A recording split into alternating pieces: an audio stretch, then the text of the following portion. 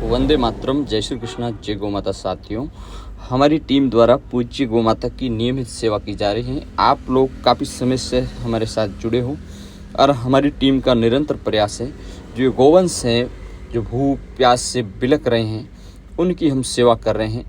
जैसे कोई भूखा राहगीर हो, उनको खाना खिलाए तो वो आशीष देता है, वो दुआएं देता है।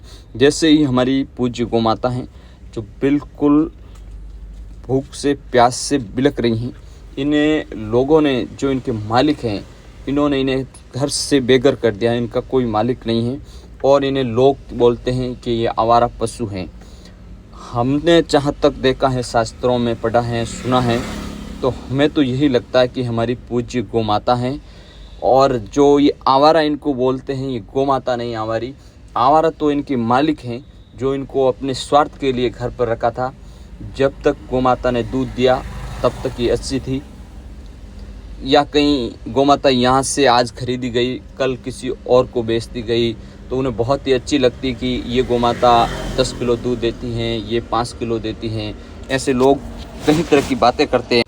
जब गौ माता को लोग खरीदते हैं तो एक घर से दूसरे घर गौ माता को ले जाया जाता है, जो मोल भाव के अनुसार। तो गौ माता बोलती है कि मैं दूध देना जारी रखती हूँ, तब तक मेरा मोल भाव होता रहता है। और कभी कभार लोग मुझे पूछते हैं और माँ भी कहते हैं। अफसोस उस बात का है, जब मैं दूध देना बंद कर देती हूँ, मेरे हाथ में नहीं है, मैं बीमार होने लगती हूँ, तो मेरे परिवार वाले, जो मेरे मालिक है, वो मुझे घर से निकाल देते हैं, बाहर छोड़ देते हैं।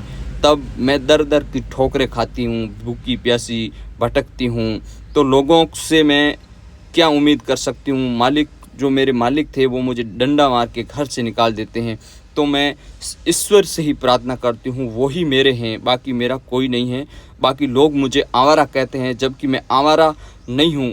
खैर छोड़ो, प्रभु उन्हें सद्बुद्धि दे, ताकि मेरी कोई दूसरी बहन बेटी, उनके साथ आप मेरे जैसा अपमान या उन्हें घर से मत निकालना, कृपया करके। इतनी तो भगवान से, फिर भी गौ माता भगवान से प्रार्थना करती है कि मुझे मारा है, घर से निकाला है, इस तड़प, भूखी प्यासी तड़प रही हूँ और मैं घायल भी हूँ और बीमार भी हूँ।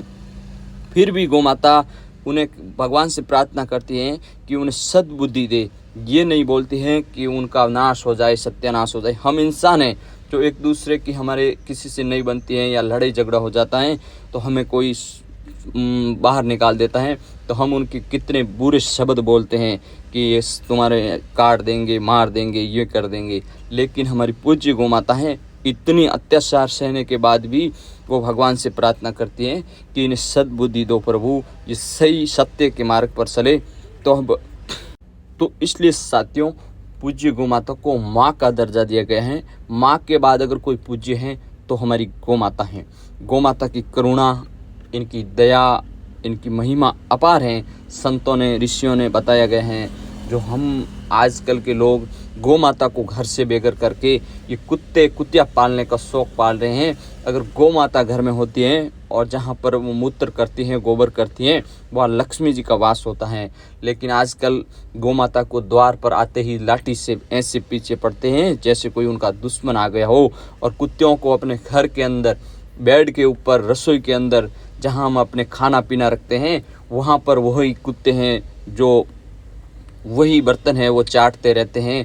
तो उन्हीं से हमारी बुद्धि भ्रष्ट होती है, क्योंकि जैसे हमारे घर में आचरण होगा वैसे ही हमारी बुद्धि होगी। तो कुत्तों के वो चाटे हुए बर्तनों से हम खाते हैं, पीते हैं उनके साथ ही, तो हमारी बुद्धि भ्रष्ट ही होगी, कभी सही नहीं हो सकती है। हम अपनी पूज्य गौ माता को तो लाठियों से मारते हैं, घर से बेघर कर देते हैं।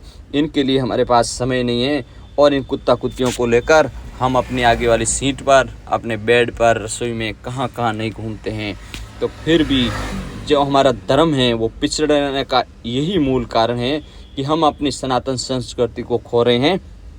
आने वाले समय में हमारे जो बुजुर्ग लोग थे, बड़े दादा परदादा, जो वो खेती करते थे, लेकिन गोवंश की सेवा करते थे, एक भी गौ माता पर अत्याचार नहीं करते थे।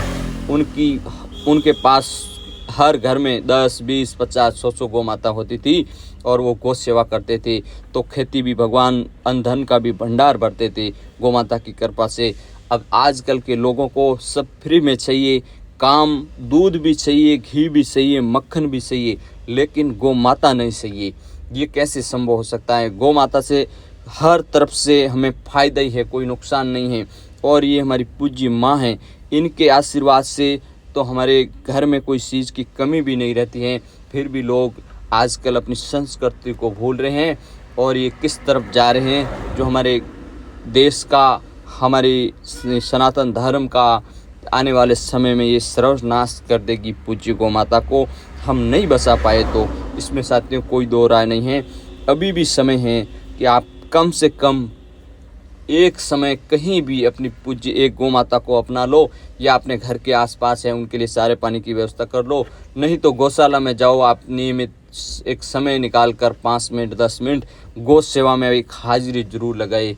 गौ माता के बिना हम अपने राष्ट्र की कल्पना नहीं कर सकते हैं कि हम खुशी से एक फिर से राम राज्य ला सकते हैं।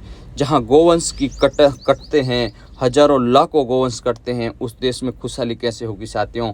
आप सोचिए, एक बार विचार कीजिए, फिर हमें बताइए आप कि हम सत्य हैं या झूठे।